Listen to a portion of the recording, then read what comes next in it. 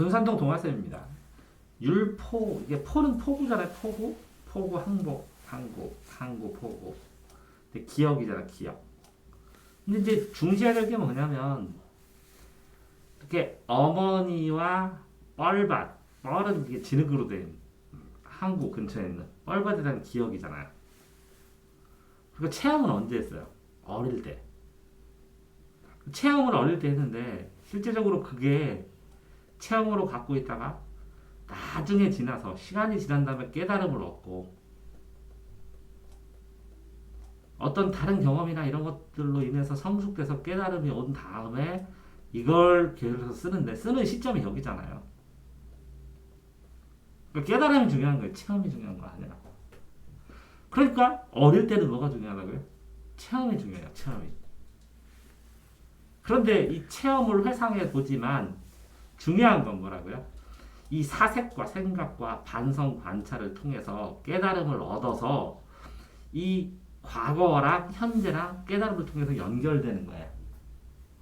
그런 의미에서 율포의 기억 그랬으면 율포의 기억에서 끝나는 게 아니라 기억과 현재의 깨달음이 연결된다 이렇게 생각을 하셔야죠. 그죠? 그렇기 때문에 실제적으로 애들이 어렸을 때 당장 그게 고쳐지지 않더라도 이렇게 좀 해라 이렇게 살아라 그러잖아. 그럼 어른이 돼서 진짜 그게 마음이 확 많이 와닿는 경우가 있어요. 이게 자유롭게 감정을 썼습니다. 그러니까 어린 시절 그 느낌도 있을 테고 그러니까 감정을 썼는데 자 그럼 뭘 봤냐? 뻘밭을 보았던 경험이잖아요. 이게 떠올리는 게 아니라 저절로 떠오르게 돼요. 어떤 삶 속에서 연상이 되면서 연관되면 그러면서 삶의 의미 같은 경우는 이제 나이가 먹어가서 느끼잖아요. 그러니까 어떤 애가 어릴 때 감각적으로 시를 잘 쓰고 그렇게 했을 때 감각적으로 잘 쓴 것이지 깊이가 없다 이런 말을 하고 그럴 때는 보면 인생을 경험하면서 깨달음이 이렇게 섞여서 나오는 거거든. 자, 그런데 특징은 어쨌든 유사한 통사구조를 반복해서 리듬감을 만들었다. 이게 통사구조가 품사랑 다르게 품사. 구품사는 명사, 대명사 이렇게. 품사는 구품사로 되어 있고 통사는 칠어예요. 주어, 목적어, 보어 이렇게. 그러니까 통사는 문장을 말하는 거고 품사는 단어를 말하는 거예요. 단어를. 그러니까 통사구조가 같다는 것은 주어 서술어 이렇게 나오든지 살얼이었다 그러면 동사 청산해 부사 살얼이었다 동사 이렇게 쓰든지 이렇게 문장 통사 문장 성분 있죠. 7어로 되는 거 요것들이 유사하게 구조로 되어 있다는 거예요. 반복을 하면 당연히 은율감은 생깁니다. 관찰 경험한 것도 중요하지만 시간을 들여서 이 사색하고 성찰하는 게 오래 지속되고 묵었다는 거예요. 그런 깨달음의 과정을 단축해서 설명을 했겠지만 그 깨달음의 과정으로 그때의 체험을 다시 한번 분석해 보는 거죠. 그러니까 자기 시간. 그러니까 어렸을 때 그냥 있는 그대로 받아들이는 것에서 나중에는 자기 시각으로 이걸 다시 확인하는 거죠. 이렇게. 근데 이 어렸을 때는 이게 중요하고 나이 먹어가면서 이게 또 더 중요할 수도 있죠. 자, 푸른색과 검은색은 색채 대조 이렇게 대조는 차이점인데 색채 대비라는 말도 쓰여요. 대비. 비교는 공통점이고 그럼 대조는 차이점이고 비교는 공통점인데 대비라고 쓰기도 하는데 의미상으로 푸른색과 검은색이 의무상으로 나누면 차이의 대비지만 차이를 강조하면 대조라고 그래요. 차이를 강조하면. 자, 여기서 보면 어린 시절의 체험, 경험이 엄청 중요한 거죠. 그때는 뭔지 몰라도. 그러니까 온갖 생물들의 생명력을 보고 저거 살았네 그랬는데 포장을 잘한 거죠. 온갖 생물들의 생명력 이렇게. 다양한 게 있네 이런 거에서. 그죠? 자, 뻘밭에서 보았던 것들, 생명력들을 보았겠죠. 뻘밭 거기에서 일하는 이들 엄청나게 사람도 열심히 일하잖아. 거기서 생명력이 있으니까 꿈틀거리니까 또 다른 생명이 있을 테고 그거를 또 사람들이 캐나가는 거잖아. 그러면서 뻘밭에 일하는 이들이 진짜 열심히 사는구나. 그러면 어떻게 보면 완전 노동 아니야, 그지? 들어가서 뻘밭에서 조개를 캐던 문어를 캐던 뭐를 캐던. 자, 어쨌든 노동은 뻘밭이니까 더 힘들다는 게 뻘밭이니까 더 힘들. 노동이 더 힘겨워. 그 숭고는 숭상한다는 거. 숭상 높이 본다. 숭상하고 높이 본다. 숭고하다. 그래서 뻘밭에서 노동하는 이들을 숭고하게 여기고 어쨌든 그렇게 되면 그 노동을 숭고하게 여기다 보면 인간을 좀 겸허하게 바라볼 수 있게 되죠. 먹고 사는 게 그게 보통 일은 아니니까. 그러니까 온갖 생명체의 터전인 뻘밭 무시했는데 아무것도 없는 것 보이는 그냥 텅 빈 그냥 진흙밭 같은데 진흙에서도 이렇게 삶의 터전으로 살아가는 사람들 보면 놀랍죠. 그리고 되게 열심히 하거든. 힘들고 바다에 가서 온갖 생명체가 꿈틀거리는 걸 봤다. 호기심으로. 근데 거기서 일하는 사람들이 생명체가 있으니까 요것들을 먹이로 하는 것들도 있고 그걸 또 가지고 사람이 또 먹이로 노동을 하자. 캐내자. 생존의 공간, 노동의 공간, 이게 치열한 공간이라는 거지.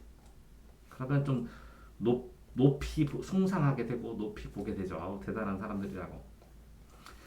그럼 나는 이거 비닐하우스에서 느꼈어. 딸기 농사 지시는데 이렇게 하나 무릎 꿇고 따고 막 물이 저리고 막 이를 닦는 거 볼짝 뽑고 딸기 하우스에서 여기 장인 되게 열심히 일하시는데 노동이라는 것은 아무것도 아닌 것 같지만 사람이 어떻게 보면 자아실현을 하는데 나거든. 이게 노동을 하면 노동 자체가 이렇게 땀을 흘린다는 의미거든.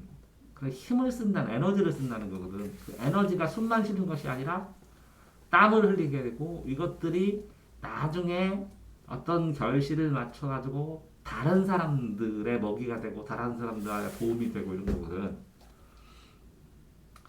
그러니까 성자처럼 뻘밭에 고개를 숙이고 근데 처럼은 직유법이야. 이게 고개 숙이고 요게 뭐 고개 숙이고 일하고 하는 사람들 보면 뭐 성자들이 고개 숙이는 것처럼 그렇게 느껴졌다. 성스러운 행위를 이렇게 비유시켰지만 성자가 아니더라도 사람으로서 그리고 슬프고 이렇게 뭐 뻘에서 하면 갈라지고 부르트고 막 그랬겠죠, 그죠? 그러니까 경건한 선 슬픈데 경건하면 슬프고 경건한 거 두 개가 되면 예를 들어 모순적일 수도 있으니까 근데 이 두 가지 마음이 똑같은 마음이거든. 그러니까 숭고하게 느끼는. 그러면 이제 모순을 통해서 역설적으로 더 숭고함을 상승시키는 역할을 하는 거거든. 슬프고가. 그러니까 역설적인 느낌이 조금은 있는데 노동은 힘겹지만 동시에 경건하다. 힘겨운 거하고 경건한 거하고 이제 완전히 모순이 아니기 때문에 역설은 아닌데 이 두 개 슬프고는 부정적이고 경건한 거는 긍정적이거든. 근데 긍정 부정이 붙으면 역설적이라고 할 만도 하거든. 그러니까 이거를 선생님한테 이게 역설적과 같지 않냐고 이렇게 물어보면 세특이나 이런 거 쓸 때 생각하면서 공부했구나 이렇게 얘기하시겠지. 그렇지만 뻘에서 이게 뻘판 갈 때 이렇게 판자로 해가지고 여기다 무릎 꿇고 발로 이렇게 배처럼 끌고 가는 거 알아요? 한쪽 무릎 꿇고 이걸 밟으면 배처럼 싱싱싱 가거든. 알아요? 무릎 꿇게 하고 허리 굽게 하고 이게 힘들게 하지. 먹거리가 주는 생명체들이 겸손하고 낮은 자세, 겸손하고 낮은 자세. 뻘밭에 척박한. 뭐 실제로는 별로 없는데 이게 숨어 있어요. 다. 그러니까 겉으로 보기에는 척박한데 미생물에 보고면서 생명체에 보고면서 생존을 위해서 뭐 사투라고 하는데 다른 데서도 다 그럴 거야. 근데 이렇게 뭐 좀 문학적으로 쓴 거 같지, 그지?